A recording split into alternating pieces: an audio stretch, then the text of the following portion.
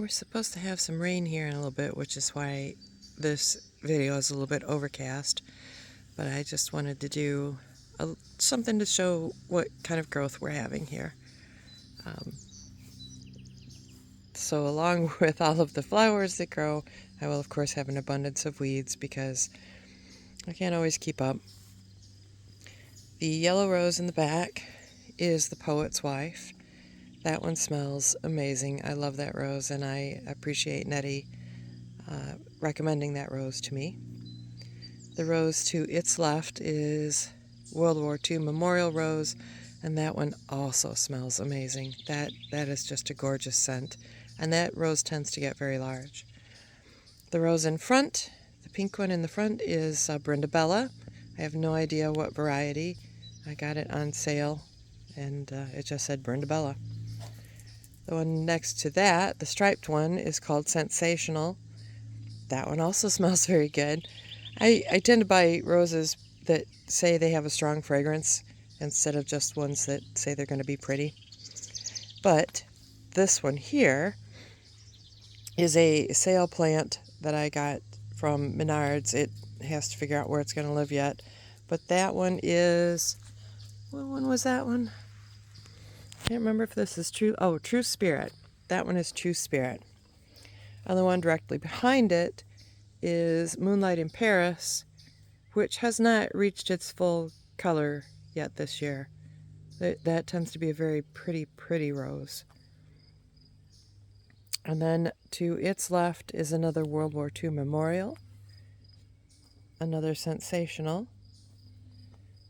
another Poet's Wife, and this one is a True Love. And this poor tiny chewed up thing that I'm having a terrible time with sawflies. You can see right here. Look at these little buggers. I don't know what it is about this poor Brenda Bella. It was a white Brenda Bella, and it just keeps trying to bloom, even though it has no foliage. I feel bad for it. To the left of that, my black-eyed Susans and my spearmint, and a rogue walnut tree that'll have to get yanked out of there.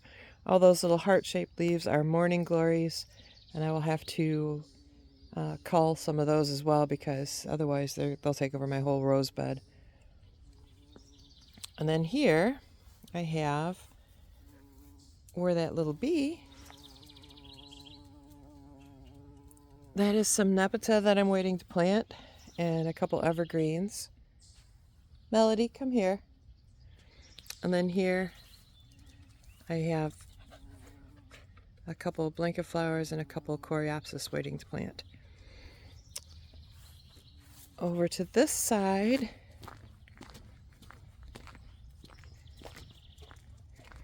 is my shade garden, and it's doing nicely. This is a bleeding heart.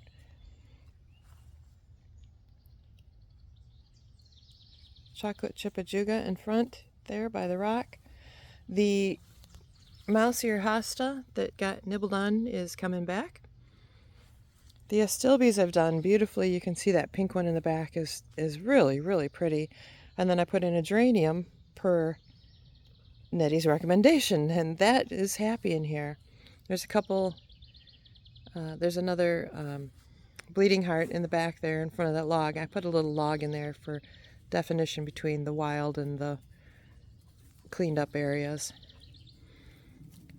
And off to the left, these are a couple of astilbes that are waiting to be planted. I don't think I'm going to put them in this spot because they won't be very visible here because they're so dark, but they'll find a home soon.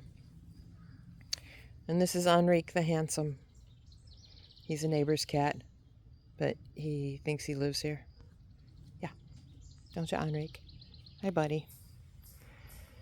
Hi, buddy. Okay, coming this way, tripping over Henrique. I believe Coda is probably on the porch eating cat food because he's a naughty boy. Yes, he was. Indeed, you can tell because he looks incredibly guilty. And over under the tree is another neighbor's cat, that is Minu. He is not a nice boy, but I like him anyhow.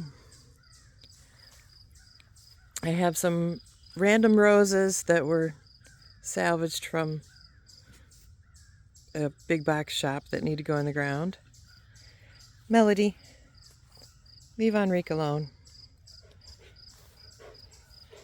This is my peach swirl rose, which is slightly peachy this year. The one on the left is more pink, the one on the right is more peachy. Those are very pretty roses. Not what I expected. Mel, come out of there. Echinaceas are coming along. The African daisies, I don't know, I might have to move them. They kind of puttered out on me. And then this rose I planted last year, and this is the one that has a combination of like yellow and soft coral, I think. But I'm looking forward to seeing this one open.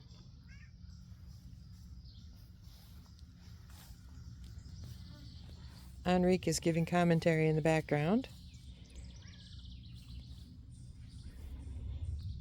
More of the African daisies.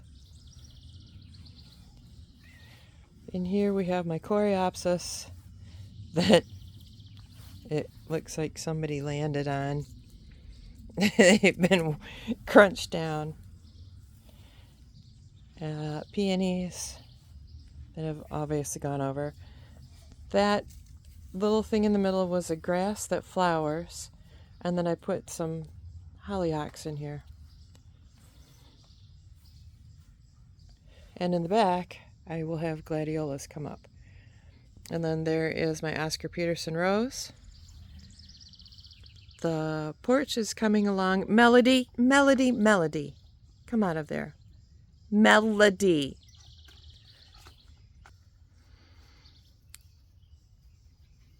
It's getting there. It needs a lot more work. I need a nice rug out here. And then coming along this way, the ground elder has almost gone over. It's in its last bloom there.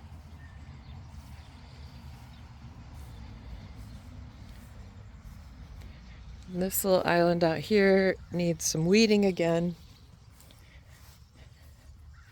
Obviously, since it looks like it's got longer grass than the lawn. But it's just doing its thing. Oh, I do have the one tiny rose did give up. It's just a pile of stones now. And I did not move the sedum yet. But look at this wee little rose. Isn't that cute? It's so tiny.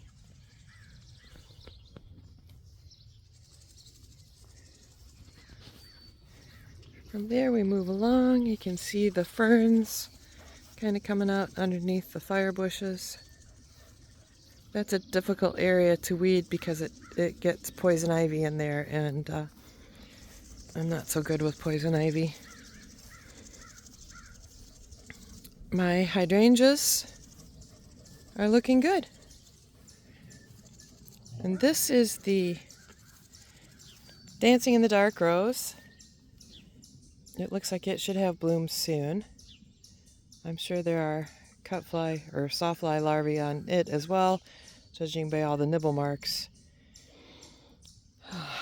Those things are relentless out here. And this is my laced up elderberry.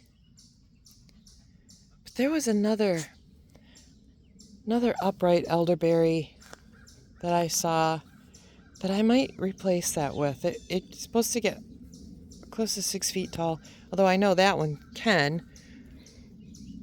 It's just a little, they seem to grow slow for me.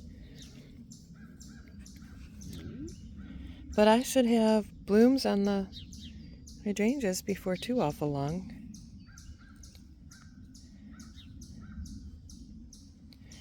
Then, don't they look innocent? Ha.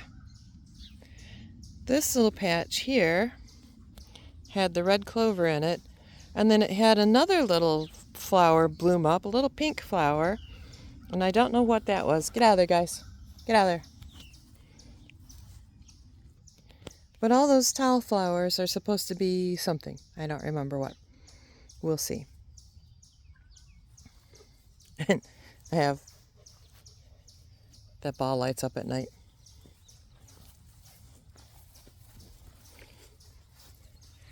Then I have the blue in the herb garden. And I put a couple of varieties of delphiniums in there earlier this year, about a couple weeks ago. And everything's, it can look good. The sage has gone crazy. The lovage is tall and beautiful. The oregano, of course, is oreganoing. So one side, this side, the east side of the garden, tends to fill out nicer than the west side of the garden.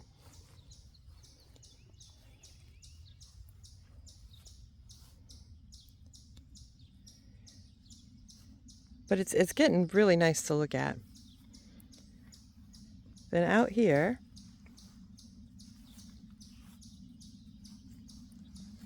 sorry for the pause, I lost my dogs. I don't know where Coda got to. Coda! There you are. Good boy. So I have a couple kinds of echinacea coming up in here. There is a foxglove in there, a self-seeder. I don't expect it to do much this year. You can't see it because Henrique's fat little head is in the way. I grabbed some cheap petunias from the sale section of Lowe's and just planted them in the baskets that had the time last year because none of the time survived.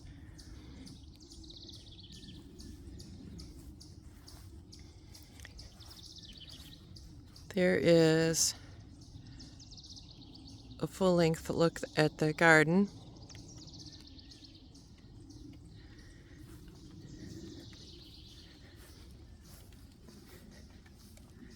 I added some hostas to the back row because those were $3 each.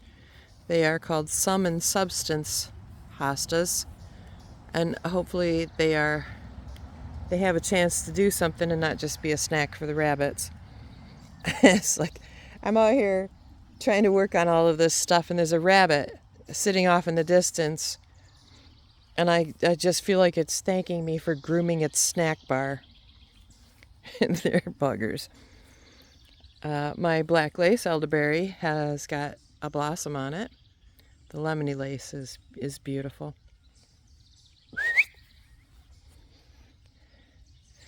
That black pearl heuchera in the front there was off to the left, and it really was just kind of struggling where it was at. So I moved it forward, and boy, it looks much happier. Obviously, lots of weeds in here. Last week was just brutally hot, and I did no weeding whatsoever.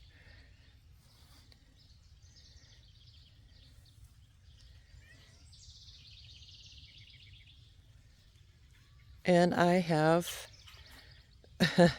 they have eaten all of the leaves off of the purple leaf sand cherry again. So that poor little thing is just a stick. I think I'm going to have to pull it out of there and put it in a pot until it gets tall enough that things can't reach its leaves. But I planted a cherry tree right here. So we'll see how that pans out. The white garden, the early crystal phlox are blooming. The daisies that I planted earlier this year are doing very nicely. They look very happy. Artemisia. The peony is still going strong. foliage. Just because I put that in earlier this year. And on this side, same, the leggy peony is still surviving, and the daisies are blooming. The early crystal phlox looks good.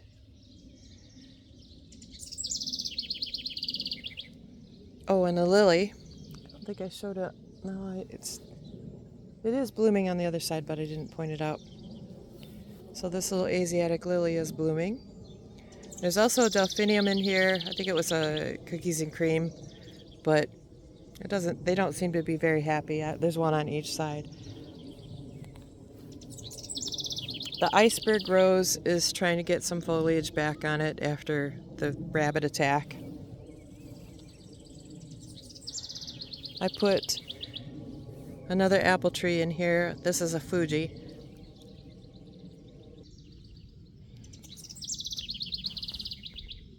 And then there's a spirea. But look at these hibiscus. I absolutely love the color of the foliage on these. That dark, I'm a sucker for dark foliage. There's something so unique about it in a world of green that I just love it.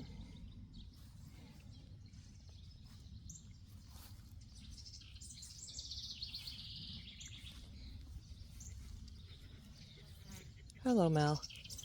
Thank you for coming back.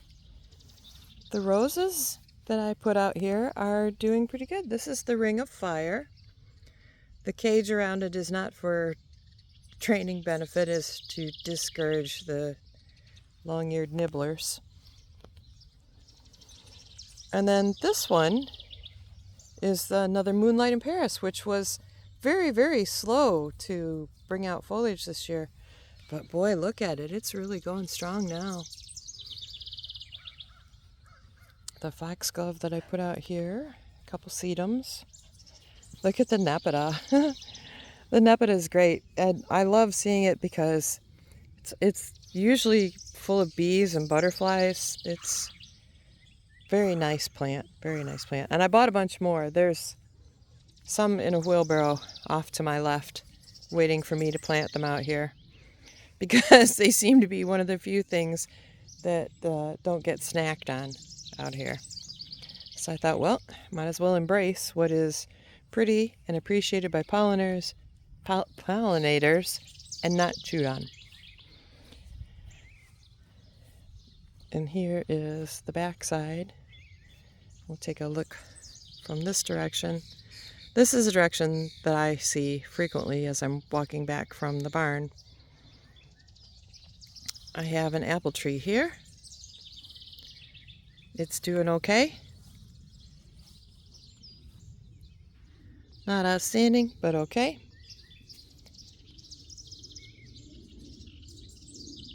And my red raspberries are doing nicely. And up here, I don't have any lines up yet, but these are a couple of black raspberries that I bought that were on clearance at Tractor Supply. And I don't know if they'll make it or not. Especially not if something comes along and nips part of them off.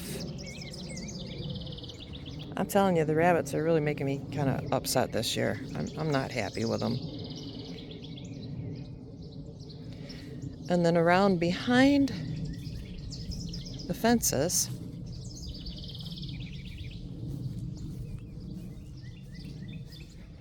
I've put in some vegetables. And ooh, looks like that one got sunburnt.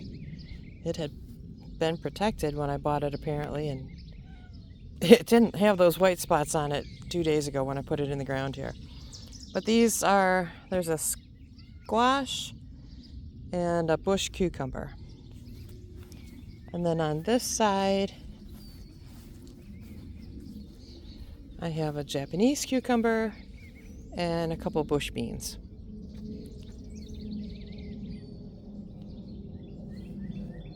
And now I will take you along. Let me fetch my roaming dogs. Guys, let's go. Let's go.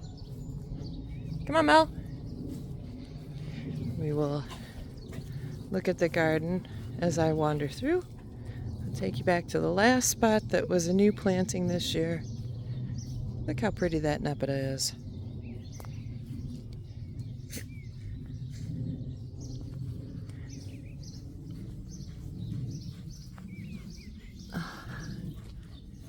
Sorry about I just had to duck under pine trees. These are the new hostas I put in.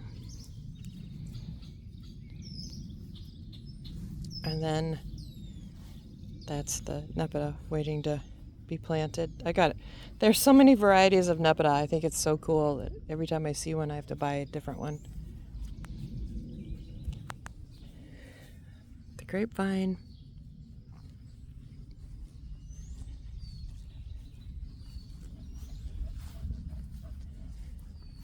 And off to the left here, my faux fire pit. It's a real fire pit. I haven't had a fire in it in a long time. Those are tiki torches that are solar, so they flicker and it looks like I have a fire going out here every night. My pirate cage, left over from Halloween a few years ago. I thought it made a nice entrance into the woods. Duck under another low branch here of, unfortunately, an invasive tree that I really need to remove. And then this is the last of this year's new garden planting.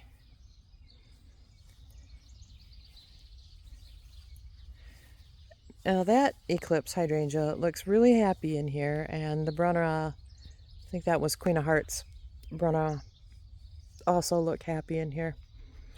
And you can see all the vining in the back, that there is poison ivy that would like to come back into this spot, as well as Virginia creeper. But I'm going to have to just try to be diligent in keeping that out of here because it's very, very persistent. And that is it today. We will end on Henrique yapping at us. Henrique! Yeah!